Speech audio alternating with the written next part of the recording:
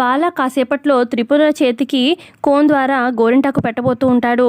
ఇక ఆ విషయం తెలిసిన ఊర్వశి ఎలాగైనా త్రిపురని ఇబ్బంది పెట్టాలని చెప్పి ఆ పెడుతున్న మెహందీ కోన్లో ఏదైనా కెమికల్ కలపాలి అని చెప్పి నిర్ణయించుకొని ఒక సిరేంజ్లో కెమికల్ని ఎక్కించుకుంటుందన్నమాట. ఇక మెల్లగా ఆ కోన్లోకి ఈ సిరేంజ్ ద్వారా ఆ కెమికల్ని ఎక్కిచ్చేస్తుంది. ఇక అప్పుడు ఊర్వశి ఇలా మనసులో అనుకుంటుంది, ఒసే త్రిపుర, నిన్ను చూడు ఎలా ఇబ్బంది పెడతానో.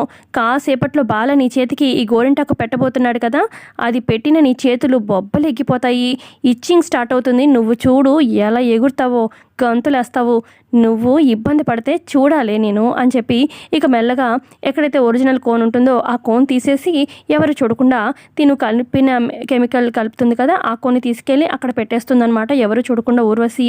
ఆ తర్వాత కాసేపు అయ్యాక ఇక డైనింగ్ టేబుల్ దగ్గర బాలా కూర్చుంటాడు. త్రిపురకి గోరింటాకు పెడదామని చెప్పి ఇక గోరింటాకు పెట్టడానికి స్టార్ట్ చేస్తూ ఉంటాడు. మరోపక్క అనంత్ ఏమో ఇటు వాళ్ళ వైఫ్ గాయత్రికి పెడుతూ ఉంటాడు. అక్కడే ఇక వాసుకి కూడా ఉంటుంది, ఇక ఊర్వశి కూడా ఉంటుంది. ఇక వీళ్ళంతా చూస్తూ ఉంటారనమాట. బాలా పెడుతూ ఉంటాడు కదా, త్రిపుర ఇంకా అరవట్లేదేంటి, ఏమైంది, గోరింటాకు పెడుతున్నాడు కదా, ఈ పాటికి అరవాలే అన్నట్టుగా చూస్తూ ఉంటారనమాట వాసుకి అటు ఊర్వశి.